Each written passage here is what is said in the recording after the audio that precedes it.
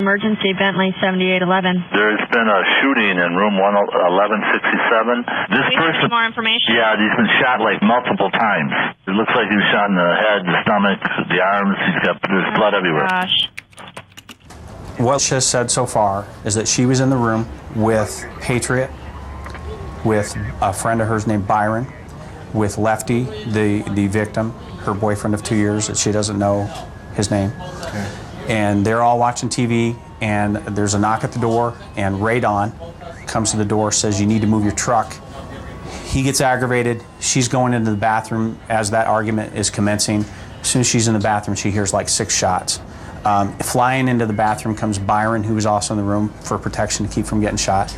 And she's in there for a minute. The commotion goes on, and she says that she peeked out. And I don't know if it was out of the bathroom or if it was out of the actual motel room, but she peeked out and she saw Radon standing over the victim with the gun.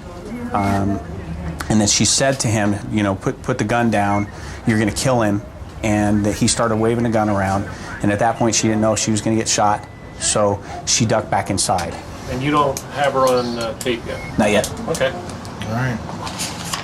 All right, I'm going to take some digital pictures for her. All right, I'm going to get that done. Okay. The victim is known only at this time as Lefty. How long have you known Radon? Since this morning when Radon first came, but I had to use the restroom. So before I could close the bathroom door all the way, I heard gunshots. When the gunshot stopped, I heard Lefty groaning.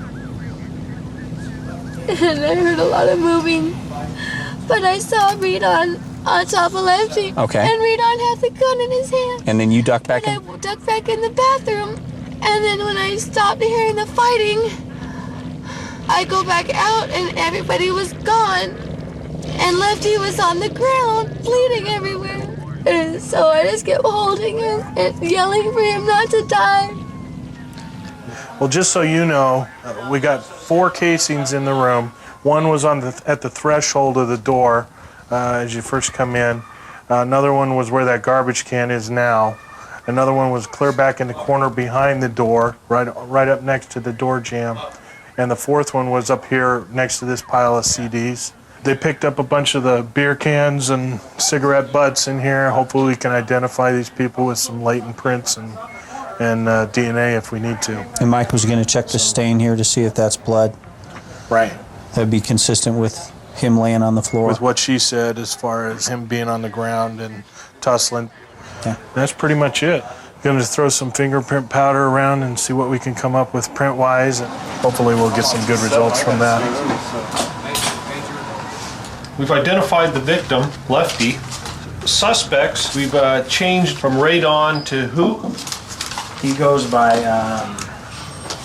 Bone or Bonafide or T-Bone according to scope, but it's Tony or Anthony. What happened was I get a call from Tony Guy in narcotics who says he has a source that had spoken to a white girl by the name of Lynn, and that Lynn had been involved in this shooting, that she was there when it happened, saying it was Anthony that was there.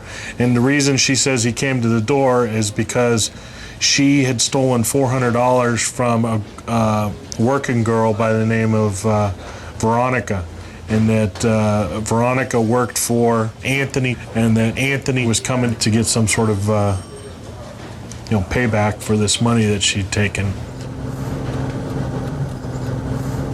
Well, we've got our potential suspect, and he's agreed to give us an interview.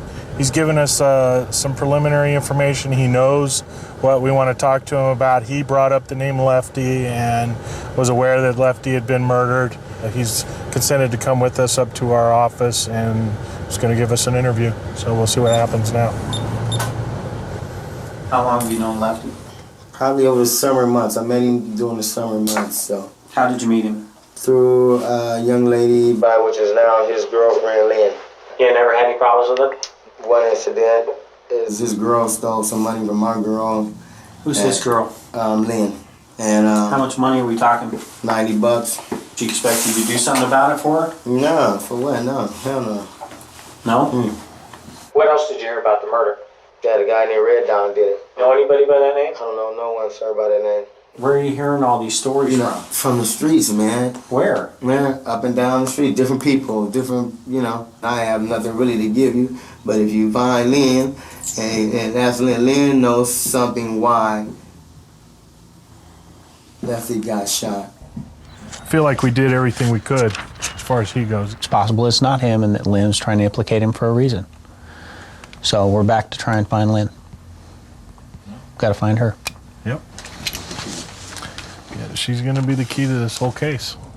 We were just notified that some officers have Lynn, who we've been looking for several days, in custody down at the South Cove Apartments, and we'll go pick her up and bring her back and talk to her and see if she'll tell us the whole story this time.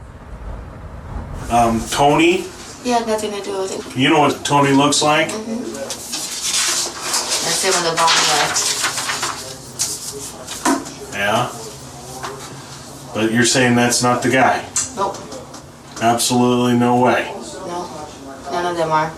She's positively 100% sure as of this point that Redon was the one that was involved in this shooting. It's Redon, not Radon. It's Redon for Redondo Beach. And then he's supposedly from the same neighborhood as was the victim.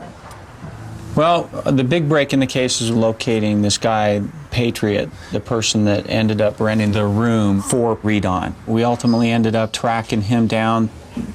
Patriot ended up giving us the actual name of the suspect, that it is in fact Redon. He gave us that recently, and this is just, recently, prior to our contacting him, that he had been arrested along with Redon in San Pedro while in possession of the firearm used in the murder. I think they did Redon for a parole violation for possession of the weapon is the reason why he was in custody with LASO when we went down and talked to him. The lab tested it and confirmed that it is the murder weapon. It matched the brass that we found at the scene. And all we had to do is just get the warrant signed, and he was actually booked here in town. Good job. He'll be put in prison where he